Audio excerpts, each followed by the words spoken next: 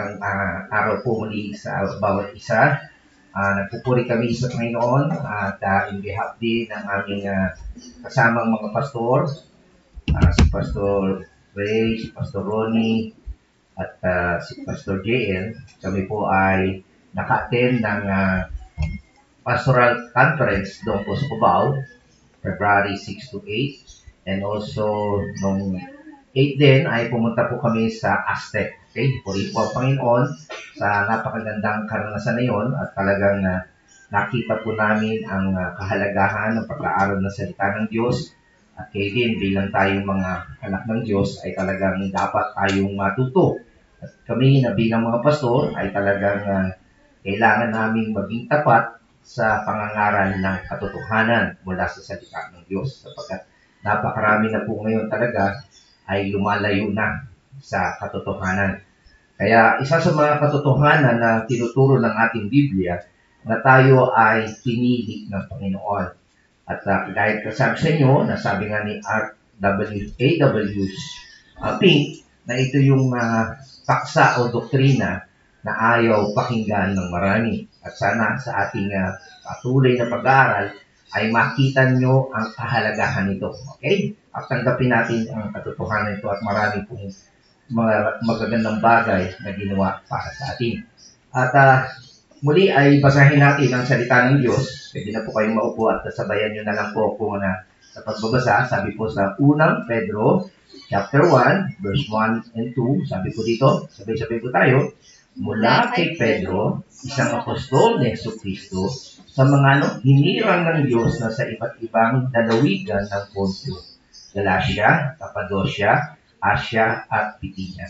Kayo'y pinili ng Diyos Ama ayon sa kanyang kaalaman sa mula pa at pinabanal ng Espiritu Santo upang maging masunurong kay Jesucristo at nilinis ang magitan ng kanyang dugo.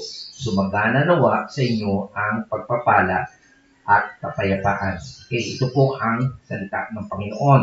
At makita po natin dito na ang panimula po ni Pedro ay sa kanyang sinusulatan na tayo daw mga hinirang o pinili ng Diyos. Mula kay Pedro, isang apostol ni Jesucristo, sino po yung sinusulatan niya? Yung mga chosen, okay, mga hinirang ng Diyos. Okay? Ito po yung katotohanan na makikita po natin na sinasabi ng Biblia, we are the chosen of God. Pinili kayo ng Diyos. Okay? Anong dahilan kung bakit tayo pinili? Chosen by God dahil sa for the privilege of knowing Him through His Son, Jesus Christ. Yung po ang dahilan kung bakit pumili po ang Diyos para tayo ay makita natin pribileyo na makilala natin ang Diyos sa magitan ng ni Jesus Christ. Diba? Kaya nga si Jesus Christ ay nagkatawang tao, diba? At sa atin sabi, God is Emmanuel, okay? God is with us. Makilala natin ang Diyos through Jesus Christ. At ito po ay hindi bago. Kasi po, ito po yung talagang pattern niya sa kanyang pagpili. Yung sovereign will niya. Okay? Yung kanyang kapangyarihan at desisyon niya. Okay? At tingnan po natin yung mga ilang mga talata sa Biblia na sinasabi na sabi sa Nehemiah chapter 9 verse 7, ang sabi po ni Nehemiah, God chose Abraham. Pinili niya si Abraham at binago nga po niyang kanyang Abraham na ginawang Abram. Okay? Yan po ang sinasabi ng Biblia. And then sa Genesis chapter 21 verse 12, sinabi po doon, God chose Isaac. Okay? Pinili niya si Isaac. Kasi nga, nag-aalala noon, si Abraham at si Sarah, wala silang anak, pamamanahan sila. Magiging silang malaking lahi, pero walang anak. Magkamagkalala, sabi ng Panginoon. Si Isaac ang aking pinili para matupad yung aking pangako sa inyo. Okay? At ang pangatlo, makita natin dyan sa Romans chapter 9, verse 8 to 15, sabi niya, God chose Jacob. Usually, ang mga panganay ang sa Biblia o sa Israel, ang siyang tagapagmana. Okay? Pero ang nangyari, yung bunso, ang siyang tagapagmana. At ang panganay, ang maglilingkod sa bunso. Sabi niya, unfair? No. Ganyan po ang pagpili ng Panginoon. Kita niyo? So, yan po yung kanyang pattern. Okay? At sabi niya, kung babasahin yung Romans chapter 8 at chapter 9, verse 8 to 15, sabi nga po doon, minahal ko si Jacob at kinaputan ko si Esau. Siyempre, may magko-question, sabi ng iba sa verse 14, masasabi ba natin hindi makatarungan ng Diyos dahil dito? Kasi under the law ng Roman, hindi siya makatarungan, unfair ka. Okay? Ano sagot? Hindi. Sabi ni Pablo. Ano sabi sa verse 15? Sapagat ganito ang sabi niya kay Moses, mahahabag ako sa nais kong kahabagan at maawa ako sa nais kong kaawaan. I have mercy in whom I have mercy. Kanina nagtanong sa akin si Jojo, bakit pinili? Ang Diyos ay pumili na bago likhain na sa libutan. Bakit pa niya nilikha yung hindi niya pinili? Lahat po tayo hindi karapat-dapat. Kadapat natin yan. At yan yung pag-aaral natin mamaya sa ating lesson sa membership in total depravity. Lahat tayo, no exception, lahat tayo yung nagkasala. We deserve hell. Kung sasabihin niyo yung justice o fair, lahat tayo pupunta sa impyerno. Mabuti, mga kapatid, may kinaawaan siya. Meron siyang kinahabagan. Hindi niya pinili si Jacob dahil mabuti ito. No. Okay? Bago pa nilikha ang tao, wala ka pang kabutihang nagagawa. Okay? Nasa tiyan ka pa, wala ka pa. Papili ka na, kita niya. It is not based, kaya sa susunod natin pag-aaral, yung unconditional election. Kaya kanya pinili, hindi dahil pogi ka, magiging mayaman ka, magiging hari ka, malakas ka. No, it's not. It is based on His mercy. Kaya tayo napili because of the mercy of God. Kaya tandaan niyo po kapag tayo na-aral ng talaga ng doktrinang ito, mawawala yung yabang natin, yung pride natin. And the more we will worship God. Okay? Sana maintindihan niyo po ito. And then susunod, makita natin sa si Propeta Haggai, makita natin, sabi, God chose Zerubbabel. Okay? And also sa Isaiah 41, verse 1, and I 1 Peter chapter 2, verse 6, sabi, God chose Christ. Pinili niya. Kaya dito makikita natin mga kapatid, okay? Yung pagpili ng Panginoon, hindi niya, inoobserbahan niya tayo, titignan niya, magbabago to. Pag edad ng ganito, taon na to, magsisisi din yan. No. Bago pa nilikha ang mundo. Just like Christ, obserbahan ba ng Diyos si Kristo? Susunod ba to sa akin? No. Akin yun. Kaya sa kabila ng tayo makasalanan, meron na rin pinlano ang Diyos para tayo ay maligtas. Ang tanong, karapat-dapat din ba na ang Diyos, Jesus, ay mamatay para sa ating kasalanan? Sasabihin nyo, unfair naman, may pinipili ang Diyos. Bakit? Fair ba para kay Jesus Christ mamatay in our behalf? Kaya nga, habag niya lang yun. So, maliwanag din sa Gospel of John, sa New Testament, maliwanag po ang sinasabi ng Bible na sa John 15:16 that He chose the disciples and the apostles. Diba? Maliwanag po yan, sabi niya, hindi ninyo ako pinili. Akala nyo kayo ang pumili sa Diyos?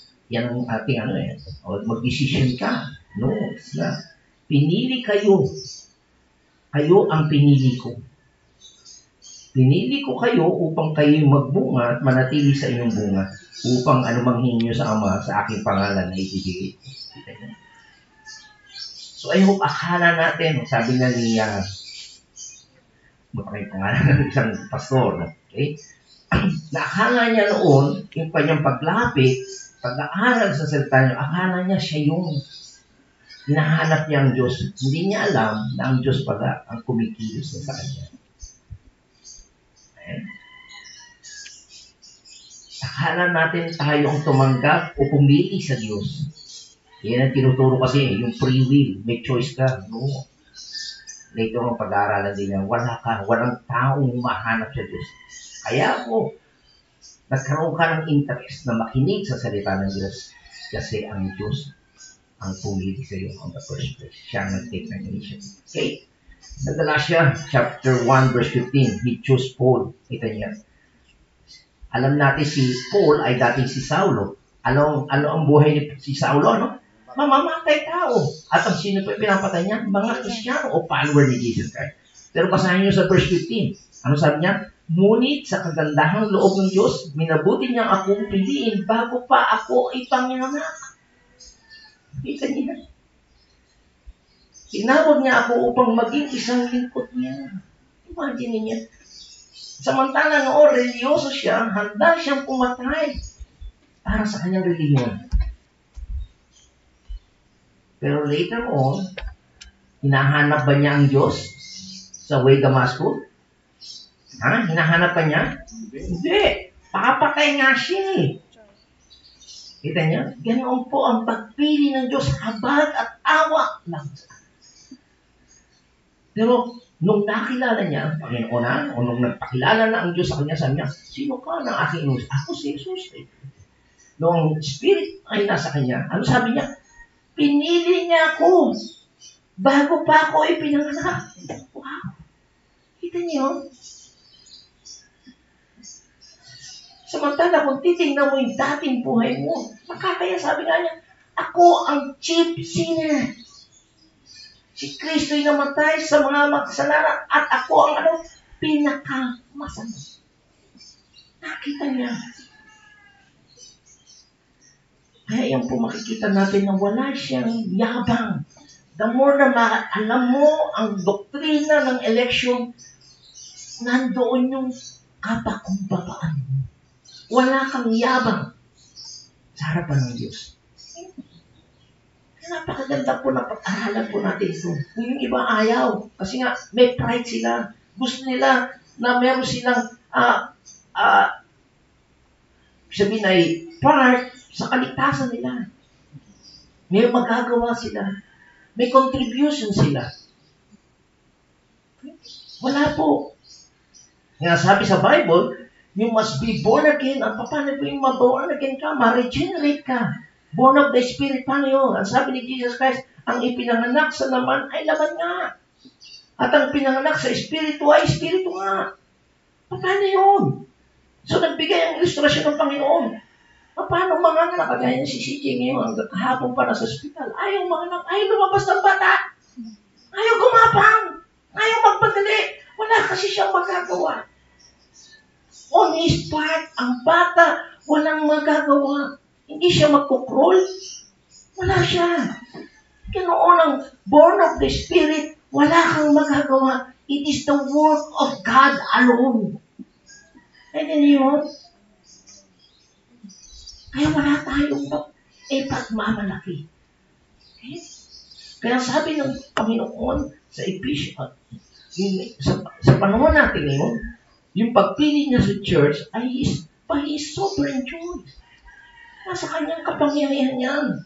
At ang sabi sa Ephesians chapter 1, ano sabi? He chose us in Him before the foundations of the world.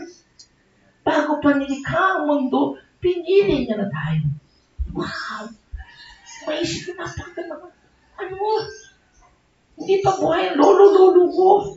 Pinili na ako. Imagine niya. It is based on the predetermined. Alam niya na.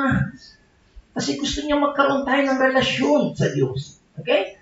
And then sa Thessalonians chapter 2 verse 2 Thessalonians chapter 2 verse 13, God has chosen you from the beginning for salvation.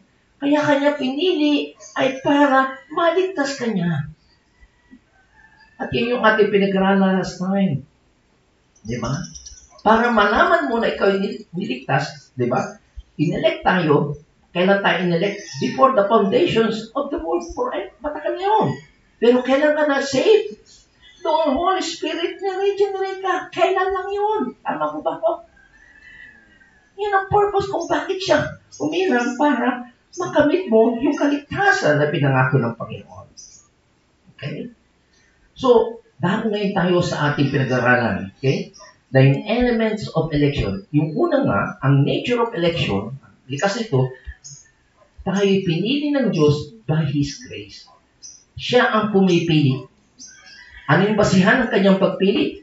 Yung habag at awa niya. Hindi ang tao ang pumili sa kanya. Maliwanag? Tinatid yan. Pangalawa, anong kondisyon ng ating election? Tayo'y alien in this world. Pinili niya tayo, pero hindi na kagad niya tayo dinala sa langit. Tama? Di ba nung tayo na born again? Kaya ba tayo sa langit? Hindi pa. Nandito pa tayo. Nangingibang bayan pa lang tayo. Hindi ito yung ating talagang final destination. Ang langit, ang nilaan ng Diyos. Kaya yung sinasabi niya tayo yung mga dayuhan. In-address ni Pedro ang mga mananampalataya o mga pinili na dayuhan.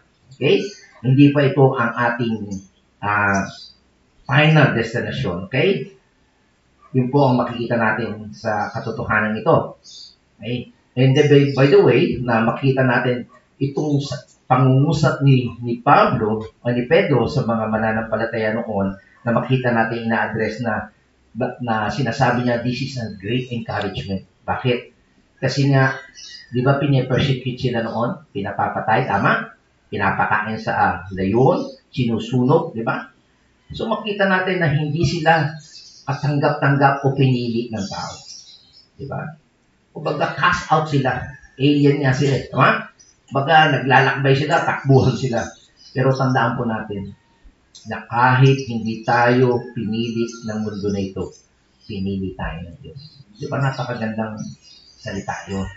Na bagamat tayo hindi, kumbaga, nandito tayo sa ating lugar na talagang pinagsilangan, okay, Israel. Pero ang nangyari, nagkawatak-watak sila. Yung mga lugar na binanggit ni Pedro dito ay nasa modern Turkey, na wala sila doon sa bandang Israel. Kasi because of persecution. Pero sinasabi ni Pedro na kahit hindi kayo katanggap-tanggap, hindi kayo pinili ng mundo na ito, pinili kayo ng Diyos. Yan ang kalagayan niyo sa ngayon. Okay? Ni-reject man kayo, nagsasuffer kayo dahil sa inyong pananampalataya, pero tandaan niyo, pinili pa rin kayo ng Diyos. Diba? Apakagandang encouragement to para sa atin. Diba? And then, yung pangatlo, makita natin na ating pinag-aralan, ano yung source? Ano yung pinagmumulan ng eleksyon? Okay? It comes out of the predetermined relationship with God, which He ordained as part of His plan. Okay? So, ang dahilan, okay, ang pinagmulan ng kanyang pagpili ay sapagkat gusto ng Panginoon, bago pa likhain mundo, gusto niya na magkaroon tayo ng predetermined relationship with God. Kilala mo ang Diyos at kilala ka ng Diyos. Naintindihan niyo po ba yun? Kasi ang Diyos, ang pastor, kilala niya ang kanyang mga tupa. He knows them by name. Hindi lang yun, pati buhok nyo, bilang niya. At ang ibon daw, walang namamatay na hindi niya alam. Napakaraming ibon, imagine niyo. Yun ang kapangyarihan ng Diyos. At kilala niya si Zacchaeus. Zacchaeus, bumaba ka. And sad to say, maraming tao sa Matthew chapter 7, sinasabi niya, Panginoon, ito ginawa namin. At palayas kami ng demonyo, nangaral kami. Ano sabi ng Panginoon? Lumayo ka, hindi ko kayo kilala. Ang ibig ba sabihin, hindi niya kilala by name yun talaga? Kilala niya kasi makapangyarihan siya. Buhok manyo, bilang niya. Ang punto doon, wala silang relasyon.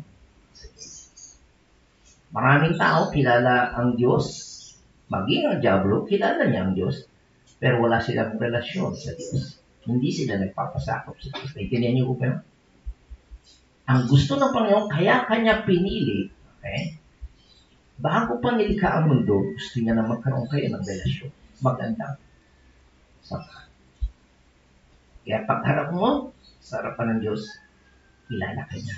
Hindi kanya sasabihin, hindi ko kayo kilala. And sad to say, marami. Ang sabi sa Bible, maraming reliyo, akala nila. Dahil ano? Ano pinagbasihan nila? Nangaral kami. By works sila, itong ginawa namin. Nagpalayas kami ng demonyo. Nangaral kami. Pero sabi pa, hindi ko kayo kilala. Makakaya yun. Pagharap nyo sa Diyos, sasabihin, hindi kayo kilala. Pero kapag kayo pinili, kilala kayo ng Diyos. Wow. Hindi niyo yun? Kung ako hindi ko makilala kayo, salamat at meron tayong Diyos, kilala kayo personally. Hindi niyo yun? Okay. Napakaganda, di ba, ng pag-aaral. And then, pang-apat, the spirit, ano yung sakop ng election? Okay? Ano yung napapaloob sa election? Ang election becomes a reality, nagkakaroon to ng katupangan sa ating buhay, sa mga pinili ng Panginoon, through the setting apart, okay? Inihiwalay tayo for the work of the Holy Spirit. Okay? Ang isa sa mga katunayan na ito na tayo inelect, okay, pinili ng Diyos, inihiwalay tayo mula sa kadiliman patungo saan? Sa liwanag. Mula sa kamatayan patungo sa buhay. Okay? Yun po ang katunayan. Meron tayong salvation. Hindi tayo nananatili sa dati nating kalagayan. Iniligtas tayo. Guys, sabi sa inyo, matagal na tayong pinili ng Diyos, pero kailan lang tayo naligtas? Nung na-regenerate tayo. Yung ang Holy Spirit, illuminate ang ating kaisipan, nagsisi tayo, at nanampalataya tayo sa Panginoon. Okay? At yung panglima na ating pag-aaralan sa ngayon, ano pang dahilan kung bakit tayo pinili ng Diyos? Ang dahilan kung bakit na tayo pinili o bakit na tayo iniligtas ay para sundin natin si Jesus Christ. Okay? Maliwanag po yan. Yan ang sinasabi sa verse 2, di ba? Sabi dito ay pinabanal ng Espiritu upang maging masunurin kay Yesu Cristo. That's the reason kung bakit niya kayo pinili. Sundin niyo si Cristo. Okay? Siya ang maging Panginoon natin. At maliwanag po yan na sinasabi sa Ephesians. It is very basic. Okay? Ito yung pinakasaligan. Okay? Na tayo ay, we were set apart. Tayo ay ibinukod mula saan? Sa kasalanan patungong kanino? Sa Diyos. In order that we might, obey Jesus Christ. Okay? Yan pong dahilan. Sundin natin si Jesus Christ, hindi yung ating sarili. Marami sa ngayon ay kaya pumupunta sa church ay para masunod lang yung gusto nila. May request sila, di ba? Yung simbang gabi, kumpletuhin mo yan. Parang bingo, makumpleto mo yan. May price ka. Di ba? At tinuturo, you name it, you have it. Mali po yun. Ginagawa mong magic si Jesus Christ o yung genie o yung may lampara ka o may lampara. Ay, sabihin nyo lang yung wish mo. Makakamit mo. Hindi. Hindi ikaw yung may hawak sa lampara. Tanda natin, nagpe-pray si Jesus Christ, huwag sanang inumin ko yung kapa ng paghihirap. Pero sabi niya, not my will, but thy will be done. Hindi. Ay, itinuturo ngayon ang mga simbahan. You name it, you have it, you claim it. Claim it and you have it. Mali. Hindi mo sinusunod si Jesus Christ. Ikaw ang nasusunod. Okay? Tandaan mo natin, ang obedience then is thy byproduct. Ito'y bunga. Okay? Magkaligtasan natin. Hindi tayo sumusunod para maligtas tayo, kundi kaya tayo niligtas para sumunod. Okay? Ito yung makikita na natin sa Ephesians chapter 2 verse 10. Di ba sinasabi doon sa Ephesians chapter 2 verse 8 and 9 na tayo naligtas hindi dahil sa ating mga gawa, kundi dahil sa biyaya ng Diyos. At yung pananampalataya mo through faith ay bigay din sa iyo, regalo din ng Diyos yun. Okay, after na maligtas ka, anong sabi? Sapagkat tayo nilalang ng Diyos. Ito ang purpose kung bakit niya tayo nilalang. Nilikha sa magitan ni Kristo. Anong dahilan? Upang iuukol natin ang ating buhay sa paggawa ng mabuti. Okay? That's true. Sumunod tayo kay Christ. Yan ang layunin. Pinili ng Diyos para sa atin nung pamanguna. That's the purpose. Ang problema, nagkasal tayo eh. Hindi tayo marunong sumunod sa Diyos. Kaya tayo masusunod sa Diyos dahil binonagin ka na ng Panginoon. Binago ka na niya. At ayaw mo ang sinusunod mo lang, gusto mo yung sarili mo. And sad to say, mali pa yung tinuturo ng Biblia, ng mga preachers sa ngayon. Kaya yun po yung aming napag-aralan, nirefresh po kami sa aming nakaraan Ministerial, sabi niya, ministerial faithfulness. Kami mga pastor dapat mangangaral ng katotohanan. Hindi tayo pumunta dyan sa church para to please people. Kung anong gusto lang marinig. Kundi tapat tayo sa sinasabi ng Bible. Kasi maraming pastor nangingilag. Basta malakas magbigay yung, hindi niya papatamaan yun. Hindi siya tapat sa sinasabi ng Bible. Binabawasan niya. Pero maliwanag po dito mga kapatid, kaya pa tayo pinili ng Panginoon, ay iukol natin ang ating buhay sa paggawa ng mabuti. Okay? So makikita po natin dito na ang ibig po sabihin ng salvation, by definition, a life of obedience. Kaya kanya iniligtas para sumunod kay Kristo. And sad to say ngayon, maraming tao gusto lang si Jesus Christ ay Savior, tagapagligtas, ayaw lang pumunta sa impyerno. Pero hindi nila ginagawang Panginoon. Ang nasusunod pa rin gusto nila. Kaya minsan, pati yung mga leader, mga pastor, sasabihin, kung may time kayo, kayo ang nasusunod. No, kung talagang Diyos nyo, si Jesus Christ, you shall obey God. Panginoon niyo siya. Kaya kanya iniligtas, kinakailangang masunurin ka. Ito ay napakahalagang katotohanan. Kaya tayo isineparate ng Diyos, okay, ng kanyang banal na Espiritu para sumunod kay Kristo. Ito po ay consequence ng kanyang pagpili sa atin. Okay? So makita po natin dito, we have been set apart to God by the work of the Spirit in order that we might obey Jesus Christ. Yan po ang talagang purpose.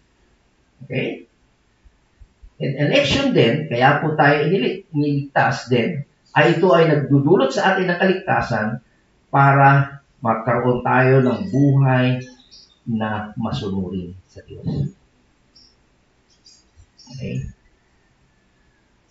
Now, we don't obey as we ought.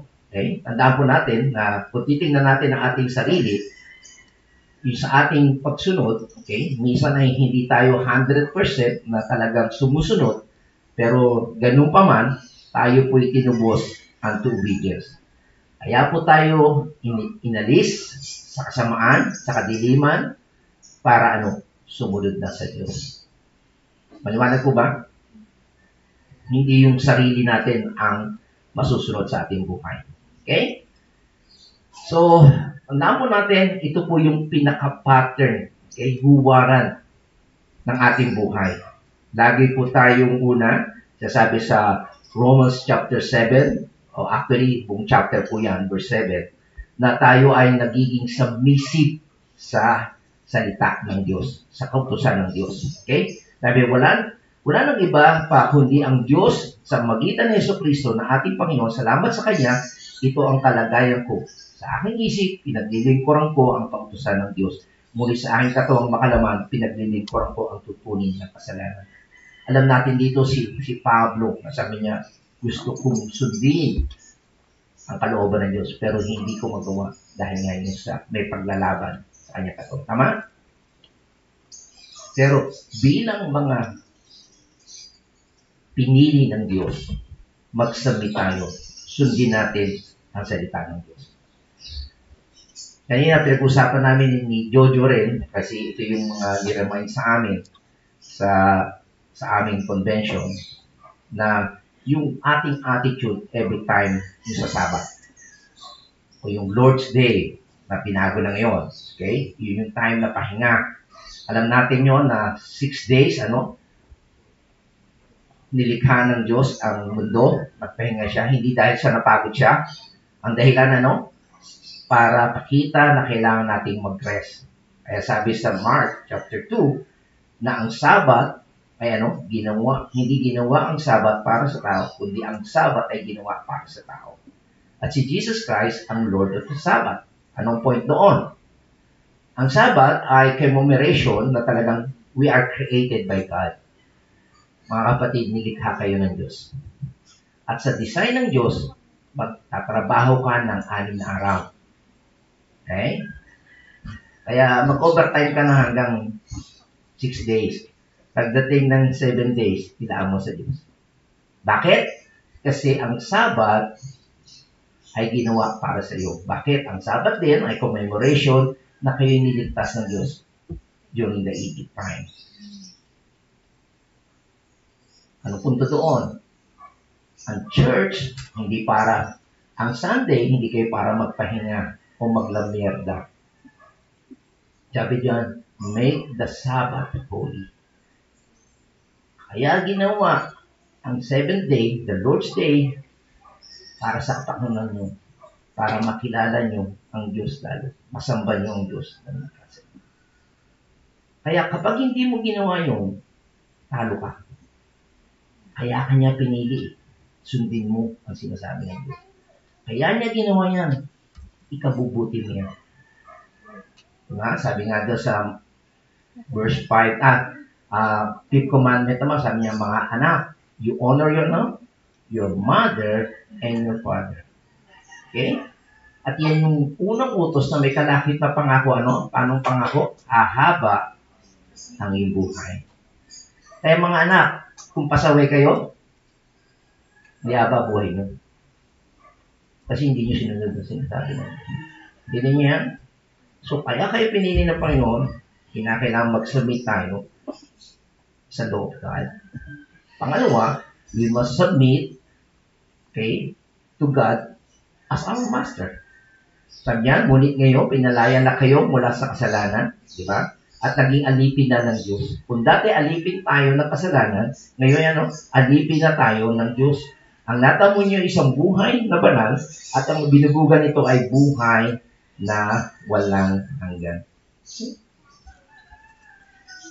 So, that's the purpose kung bakit niya tayo pinili. Okay? Sumunod tayo sa salita ng Diyos. Sumunod tayo sa ating master. Ang Diyos na ang ating master. Hindi na yung sarili natin. Okay? So, makita natin ang isang mga pinili ng Diyos. Ano yung pattern ng kanyang buhay? Righteousness characterize our behavior.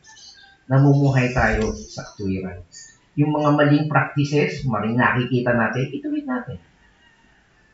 At yan nga po yung nakikita namin, ang kinasaya na nangyari po doon sa Batangas, yung merong mag-asawa, medyo bata-bata pa naman, 30, apat na nga anak hindi pa kasal, di ba?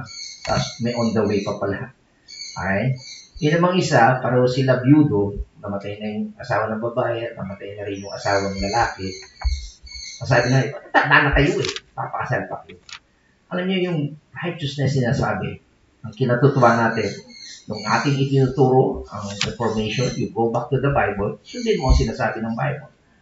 At yun ang nakakatuwa. Hindi mo hahayaan yung namumuhay ka sa pagkakamali. Kung talagang ikaw ay pinili ng Diyos, gustuhin mo na itama yung relasyon mo o pamumuhay mo. Saan mong trabaho? May nakita ka, itama mo. Okay? Yung virtue is a pattern of our life. Yung kabutihan, kagandahan loob. Yan ang gusto mo lagi. Okay? Nagiging tayong faithful.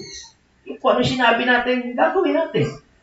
Yan yung, by the way, yung aming title ng aming seminar, Ministerial Faithfulness. Pag sinabi mong faithfulness, may pledge ka, may sinumpaan ka, tutuparin yun. Tama? Ang Diyos, pag nangako siya, God is faithful, tutuparin niya. Tama? Hanggang wakas. Tayo dapat maging faithful din. Pag may sinabi tayo, gawin natin. Putil na sabi ng Panginoon, ay tayo hindi tapat, nananatili siya. Okay? At dapat meron tayong bunga. At tayo naglilingkod at nagmamahal sa Panginoon. So, makita natin ang totoong salvation. Talagang sinasabi niyong ligtas kayo. Ano yung pinoproduce ito? Obedience. Hindi perfect obedience, but obedience. Nandiyan yun? Basta may pastor, hindi pa pala ako totoong ligtas kasi hindi ako 100%. Wala naman talaga makapag-perfect. Alam ng Diyos yun. Pero ang mahalaga ay your desire. Ano ba yung desire mo? Diba? Sa Romans chapter 7, sabi ni Pablo, gusto kong bumait, hindi ko magawa. At ang ayaw kong gawin, ang siyang nagagawa. Ginawang kanta na ngayon, ba? And that's true. Even as Christians, ang mahalaga, you have a design. Hindi. Wala, sarap na tulog. Ayaw kong mati ng Bible study, ayaw kong mati ng prayer, ayaw kong mati ng tulog. Maganda yung merong labanan. Yung merong gusto. And nakakatuwa, pag na-overcome yan, masarap. Okay? So, hindi naman perfectly. Pero, tandaan po natin, ito yung napakaganda sa 1 Timothy chapter 6, verse 13. Kung sino mang nagtuturo ng ibang aral, kayo, paborito nyo, lumipat kayo ng lumipat ng mga simbahan. Bisa pag tinatamaan kayo, ayaw nyo na sumimba. Okay? Marami niya sabi sa Bible, mahanap sila ng tagapakinig. Sabi niya, kung ang sino mang nagtuturo ng ibang aral at hindi sumasang-ayon sa mga salitang nakakagaling, sa makatuwid ang mga salita ng ating Panginoong Hesukristo. At sabi niya, at sa mga aral na ayon sa kabanalan. Okay?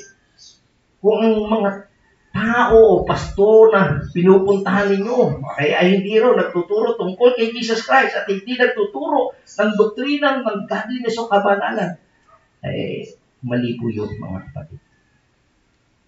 Maraming tao ganyan. Kaya marami sila pupunta kasi hindi tinuturuan sila. Maging banal kayo, magsisi kayo sa ginagawa ninyo.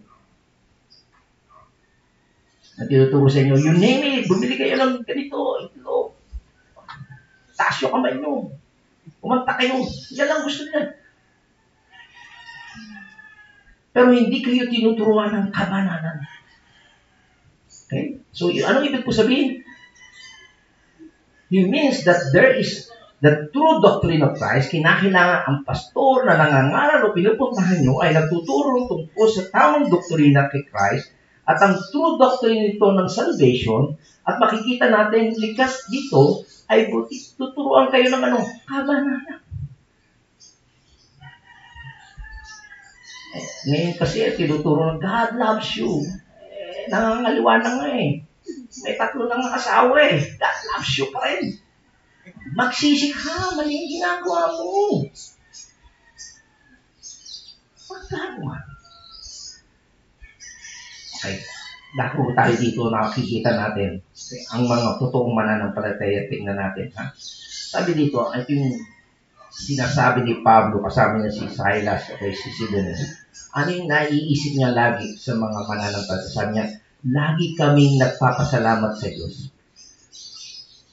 Kayo ba, pag naalala ni Pastor, Hillary, nagpapasalamat ako sa Diyos.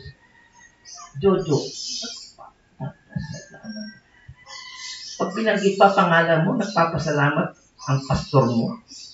Pero dito makita natin si Pablo, sabi niya, lagi kaming nagpapasalamat sa Diyos dahil sa inyong tuwing kasama kayo sa aming mga dalangin. Every time na nagpipray, wow, Lord, sa buhay ni ganito.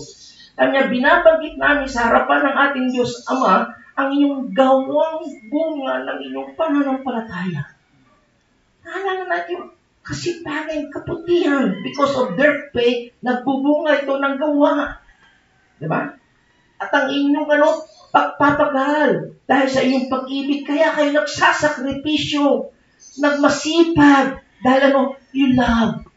May sabi ng aking asawa noon, the measure of your love is the measure of your sacrifice.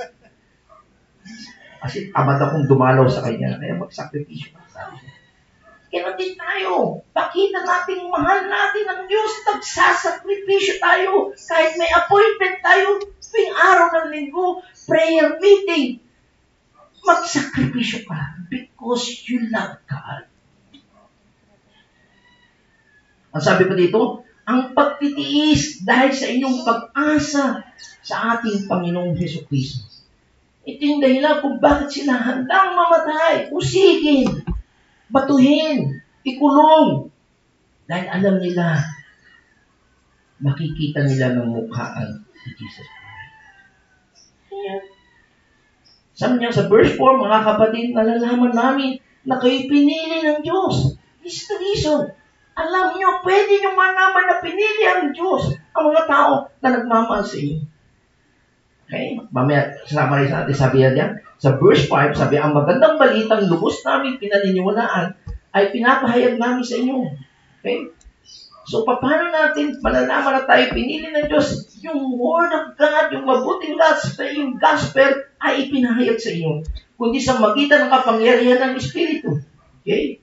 Nakita ninyo kung paano kami namuhay sa inyong pili. Ito ay ginawa namin alang-alang sa inyo. So, paano natin malalaman na ang tao ay elect o pinili ng Diyos? Una, makakarinig sila ng gospel. At pangalawa, yung kilos ng Holy Spirit, i-convict sila, i-regenerate sila. And also, yung pangatlo, nakakatulong yung nangangaral ay nakikita sa kanilang buhay. Maliwanag ba yun? Kaya kayo kapag nag-evangelize kayo, you tell the gospel of Jesus Christ. And through the power of the Holy Spirit, i-convict sila at nakakatulong yung buhay niyo. Okay? Kaya sabi dito sa verse 6, namuhay kayo ayon sa aming halimbawa at ayon sa Panginoon. They imitate Paul and imitate Christ. Ginagaya na. Kaya napakaganda. Kaya napakabisa kapag kayo na nakikita rin sa buhay niyo. Okay? At gagayahin niya kayo. Natutuwa po kay Pastor Ray. Usually, pag atin kami ng conference, ganyan, ililibre ko sila ng t-shirt. Ngayon, bumili ako sa sarili ko. Sabi ko sa kanya, ano gagawin mo, Pastor? Ay, gagayahin kita. Ibinili niya yung mga dalawa. Ito, bayaran na, di bayad na. Pero ang kasiyahan ko po, mga kapatid, yung ginagaya niya ako. At ang kanyang pangarap kung paano ko sila tinulungan, sinuportahan, yung susunod ng mga pastor, tutulungan din. At doon po makikita na sinasabi ni Pablo na talagang inilikha ang Panginoon. Kasi may gumagaya na sila at ang ginagaya mo naman ng Panginoon. Kita mo? Kasi nga ang totoong elect, nagpuproduce ng godliness. Hindi na siya makasarili. Okay? Ano pa? Sabi nga dito sa verse 7, kaya naging huwaran kayo ng mga kapatid. Naging halimbawa kayo. Okay? Sama sila. Sapagkat hindi lamang ang katuruan tungkol sa Panginoon ang lumaganap sa Macedonia at Acacia sa pamamagitan ninyo, ang inyong pananampalataya sa Diyos ay nabalita rin sa lahat ng dako, kaya hindi na kailangan magsalita pa kami tungkol sa inyo. Talaga makikita natin yung kailangang testimony, diba? And then sa verse 9 and 10, sabi niya, ang mga taga-roon na rin ang nagbabalita kung paano ninyo kami tinanggap. Sila rin ang nagsabi kung paano ninyo tinalikuran, kita nyo, ang isa sa mga natunayan na ikaw elect, may pagbabago. Sabi niya, tinalikuran ninyo ang mga Diyos-Diyosan upang maglingkod saan? Sa tunay na Diyos. Yung ating kapatid na Marlon, nagkikwento sa inyo yung bagong mananampalataya sa Batangas, worth 40,000 na mga statue o mga rebulto, binasa niya. Sabi nga ng kamag-anak, sayang, 40,000. Pero kung talagang elect ka, binago ka ng Diyos, aalisin mo yung Diyos-Diyosan sa buhay mo. At maglilingkod ka sa tunay na Diyos. And then sa verse 10, sabi niya, maghihintay sa pagbabalik ng kanyang anak mula sa langit. Ito si Jesus na muli niyang binuhay at siya rin nagligtas sa atin sa darating na panahon. Kaya makikita po natin dito yung may pananabik ka kay Jesus Christ. Yung kahit kaparusahan, kahit kapusigin, kahit ka hindi piliin ng mundo na ito, alam mo, pinili ka ng Diyos. Ako maasa ka sa okay? Kaya paano natin malalaman na tayo pinili ng Diyos? Kasi dumating yung gospel sa atin. At sa pamagitan ng Holy Spirit, na-convict po tayo. At hindi lang yan, we become imitator ng mga totoong pastor at ng Panginoon. At ang pangpito, nagiging tayong example sa believer. At tayo ay tatalikuran na natin yung idols at maglilingkod na tayo saan? Sa true God. Okay? So wait. At hihintayin natin ang muling pagbabalik ng Panginoon mula sa langit. Okay? So ulitin ko. Pero sabi ni Pablo, I know you are elect. Alam ko, pinili kayo. Paano nangyari yun? Dahil ba sa sinabi nyo? Dahil ba nagtaas kayo ng kamay? Dahil ba nagpabaptize kayo? No. Okay, ano sabi ni Pablo? I know you were elect because you imitated us. Okay? ginagaya nyo na kami yung aming pananampalataya at pagtitiwala sa Diyos. Hindi lang kami, you imitated Christ. Yun ang nagiging pattern ng buhay mo. Okay? Madali sabi, nabaptize ako, na-attend ako sa church na ito. Okay? Nag-pray ako ng sinner's prayer. Nagtaas ako ng kamay. No, it's not. We imitate Christ. At tinanggap natin yung salita ng Diyos sa kabila ng ating mga pag-uusip. At naranasan natin yung totoong kaligayahan. At naging tayong mabuting halimbawa sa mga ibang mananampalataya. At sabi pa daw sa verse 8, you sounded out the word. Okay? At hindi lang yan, sabi pa ay mula sa idols ang sinasamba ninyo. Sino lang sinasamba ninyo? Ang Diyos. At tayo naghihintay kay Kristo. So lahat ng ito ay factor. Katunayan na tayo talagang binago na yung ating buhay. Okay? So, malalaman natin. Hindi natin alam kung sino yung mga elect, di ba? Pero sa magitan ng ito, pag nakita ito sa buhay mo, masasabi mo, pinili ako ng Diyos. Okay? So, those were the things that mark the true election. Kung talagang pinili ka ng Diyos, makikita ito. Mga bagay dito sa iyo. And that is basic. Diba? Maliwanag po ba yun? Kaya ito ang aking tanong sa inyo. Nakikita ba ito sa buhay niyo? Isa pa. Again, si R2W Pink ay nagtanong din at nagbigay ng ganitong question. Sabi niya, how may I know I am elect? Paano kung malalaman na ako'y pinili ng Diyos? Una, sabi niya, the first, by the word of God. Okay? Having come into the divine power to the soul, so that my self-compliancy is shattered and my self-righteousness is renounced. So, unang-una makita natin talaga, ang mga elect ay mag-response yan sa Word of God. Kaya this is the reason kung bakit nangangaral pa rin tayo. Hindi po pwede kasi meron kang extreme na Protestant Reformation, yung una. Yung talagang hindi na sila nangangaral kasi nga raw may pinili na yung Panginoon. So, buti na lang sa 1689 na Baptist Confessions of Faith, hindi ganoon. We need to preach pa rin the gospel. Kasi, sa kailang pakikinig ng salita ng Diyos, dahil sa kapangyarihan ng salita ng Diyos, di ba? Hindi ko kinahiya ang ebanghelyo sapagkat ito ang kapangyarihan ng Diyos sa ikaliligtas. Okay? Ang gagawin niya, yung self-compliance mo, yung talagang umaasa ka sa sarili mo, ang gagawin niyan ay sisirain niya, wawasakin niya. At ang yung self-righteousness, i-renounce mo na. Sabi mo, mabait naman ako eh. Di ba? Malimit naman tayo, ganun eh. Ang katwiran natin, mabait naman ako, hindi naman ako makasalanan, hindi naman ako mamatay tao, hindi naman ako adik, hindi naman ako ganun. Self-righteous ka. I-renounce mo yan. Pangalawa, makikita natin after na i-preach natin ang Word of God, yung Spirit ay magkukonvict sa atin. Makikita mo na napakasama mo, guilty ka, at ang buhay mo ay ikaw ay isang loss. Okay? By the way, ang elect ay mga tupa yan. Okay? Bago pa nilikhaan ng mundo, tupa na tayo. Hindi tayo kambing na magiging tupa. Kasi yung iba sabi, kambing yan, nagiging tupa doon. Lost lang tayo. Nawawala lang tayong tupa. Kaya kapag nangaral, kaya ang Panginoon makikita niya, yung nawawalang isa, hahanapin niya kasi elect niya yun. Intindihan niyo? Ganun ang kalagayan natin. Nawawala tayo o nagwawala ka.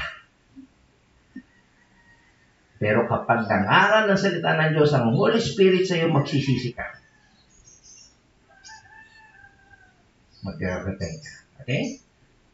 At ang pangatlo, makita natin, the third, na sinasabi, by having a revealed to me, okay, makikita mo na sustainability, suitability, angkop na angkop, at sufficient si Christ sa iyo to meet my desperate case. Makita mo sarili mo, manala ka na eh. Okay? And by divinely given faith, bibigyan kanya ng faith. At ito ay it will cause you to lay hold of and rest upon Him as my only hope. Dapat makita mo na ikaw yung makasalanan, na wala kang magagawa sa sarili mo. Kaya ang mangyari, makikita mo si Christ through the Holy Spirit.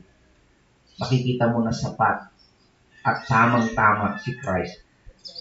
Bibigyan kanya ng pananampalataya at magtitiwala ka sa kanya. So, yan po yung pangatlo. And I hope habang in-explain ko to sa inyo, evaluate nyo sarili nyo. Nangyari na po ba ito sa akin? Yan ba yung aking inaasahan? Nakarinig ko ng salita ng Diyos. The Holy Spirit convict me at nakita ko si Kristo'y sapat na siya yung aking pagsasampalatayanan. Okay? And your faith, by the way, ay bigay din sa inyo ng Diyos. Okay?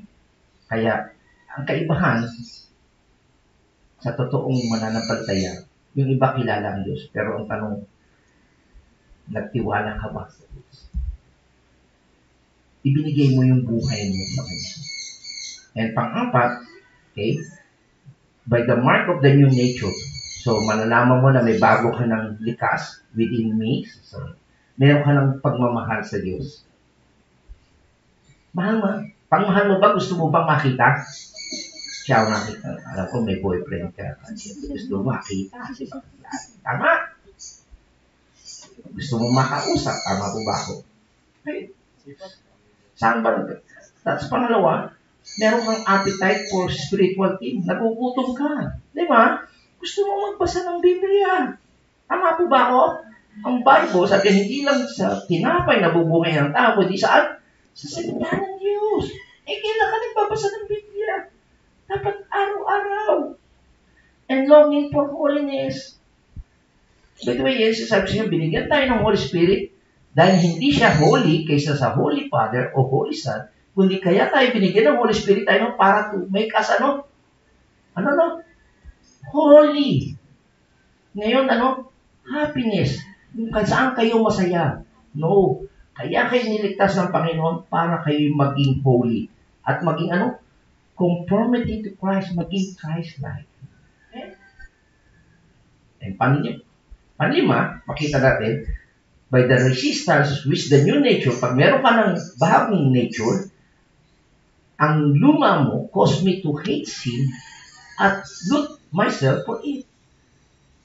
Kaya makita nyo, ang totoong mananampalataya dahil may bago ka ng likas, yung dati mong pinupuntahan na doon ka masaya sa patay sindi, o kaya hit-hit dito, inom-inom dito, parkada o night, gabi ka na kumuwi. Ayaw mo na. You hate sin. Iniiwasan mo na yun. Natin yun? Yun ang katunayan na talagang pinili ka na ng Panginoon. At yung pang-anim, ay inaavoid mo na everything na talagang nagko-condemn sa Word of God, yung tumutuliksa, yung umayaw sa salita ng Diyos.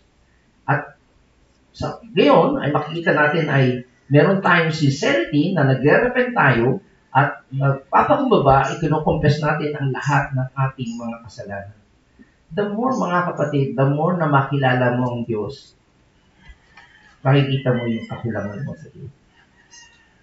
Kaya nga kami, every time na natin kami sa conference, kami namin talagang pagkukulang.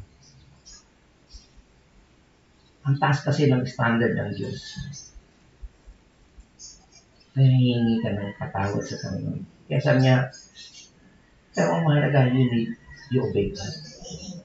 Hindi man fully o nagagawa mo perfectly, pero sa kabila ng hihingi ka ng patawad sa Panginoon. Okay? Kasi, kapag nag-fail tayo, at this point, surely, and quickly, okay, madadark yung cloud over our assurance and causing the Spirit to withhold His witness. Kapag meron tayong mga failure o kasalanan sa buhay na hindi natin hinihingi ng patawad, minsan sabihin mo, hindi ako karapat-dapat sa Diyos. No, ligtas pa ba ako? Diba? Minsan ngayon, nagiging kaya tuloy ang katuruan ng mga Pentecostal, sabi ng aking kasamang pastor, na dati siya Sabi niya, dati ako sa Pentecostal, linggo-linggo na lang, tinatanggap ko si Jesus Christ. Tapos, patutumbay na ko, hindi naman ako matumbang. Ano ba ito? Diba? Sa totoo lang, kapag kayo pinili ng Panginoon, hindi nawawala ang salvation nyo. Pero dahil sa hindi kayo nagpo-confess ng sin, nagkakaroon ng cloud. Para tuloy, parang nawawala yung assurance ninyo. Kasi yun yung palagay ninyo dahil na rin sa inyong pagkukulang. At doon nag-grieve yung Holy Spirit. Hindi tuloy siya makapagpatutuo, magpatunay sa inyo. Kasi ayaw nyo humingi ng tawad. Ayaw nyo magpalinis. Diba? At pang-pito, by giving all diligence, okay, to cultivate the Christian grace, and using all legitimate means to this end, thus the knowledge of election is culminated. Okay? So, bilang mga totoong mga mananampalataya, okay, tayo ay masipag, no, na talagang may pagsisikap tayo na payamanin natin yung tinatawag na Christian graces. Okay? By the way, yung grace ay may tinatawag na common grace.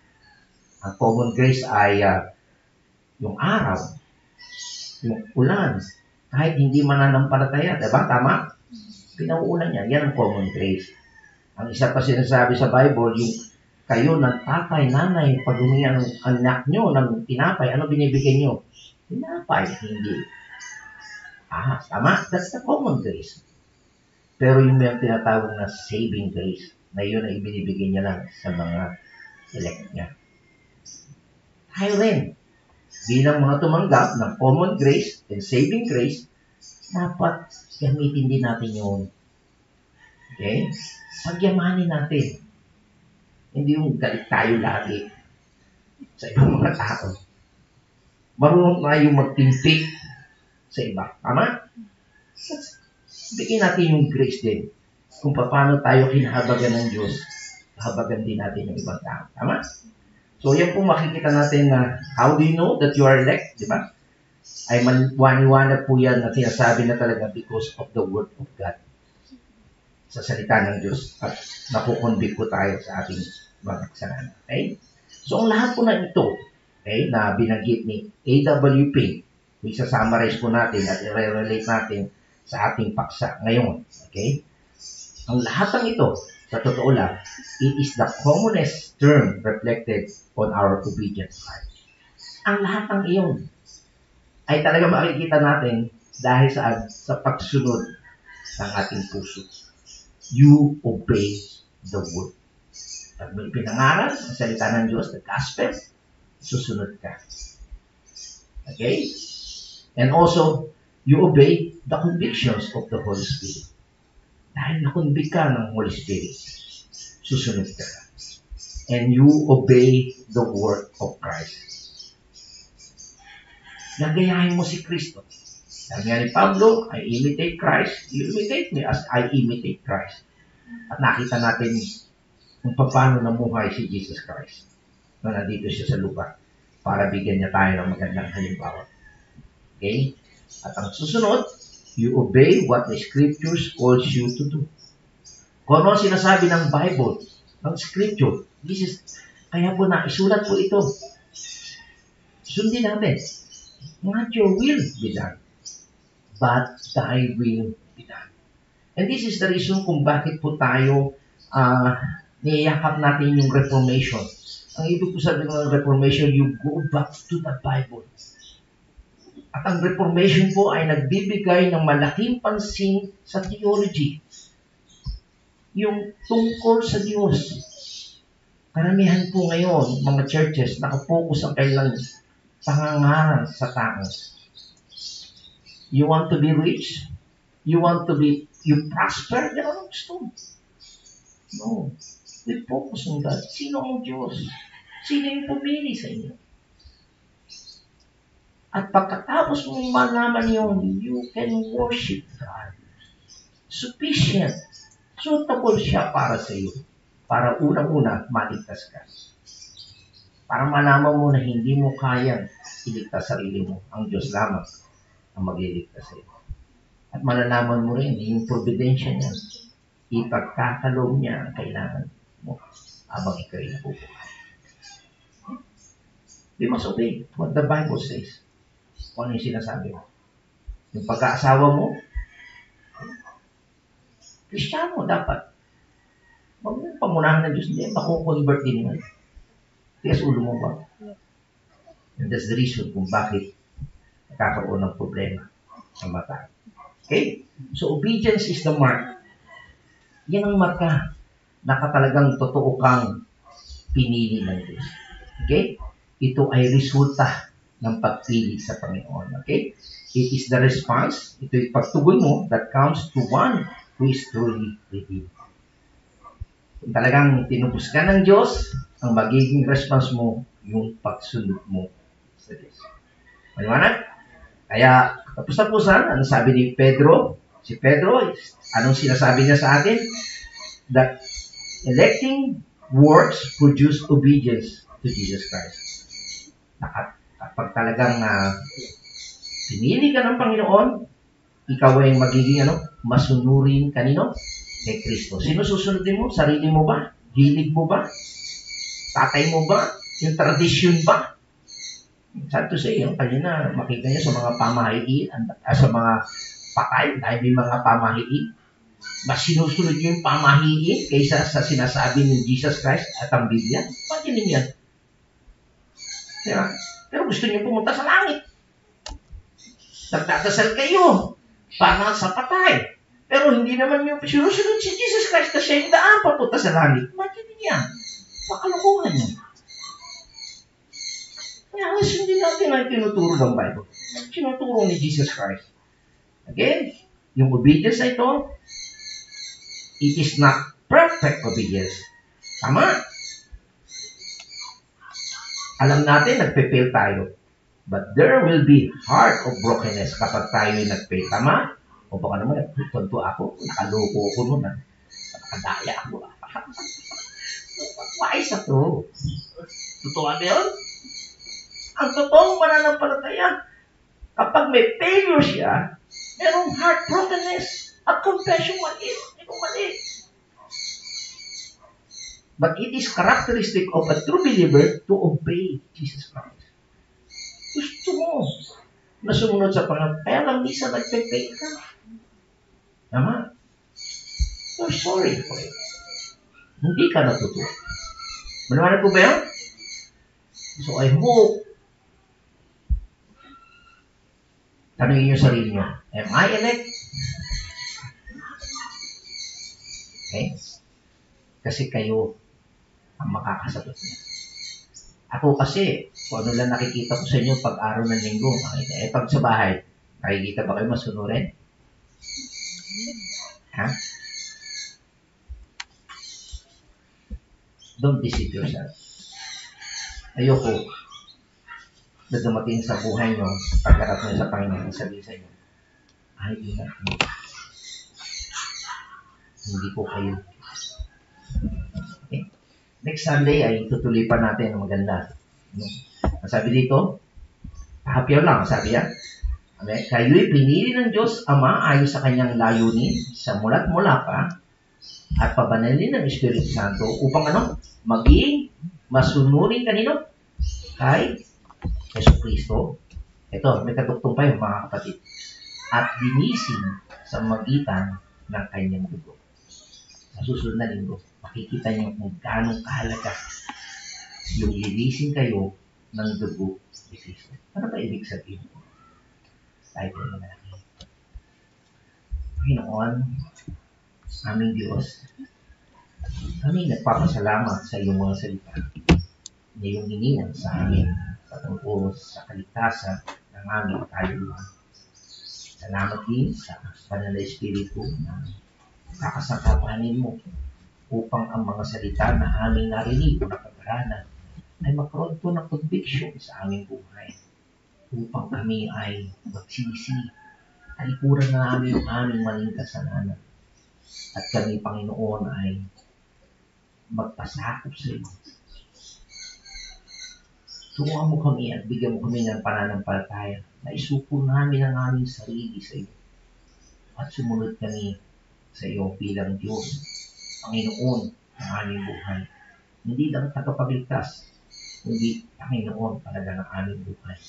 At dito namin mapapatunayan na kami talagang isa sa mga pinili mo sa buntong ng napakaraming tao sa mundo nito. Salamat, Panginoon, sa katunayan at katotohanan nito na mula sa iyong salita.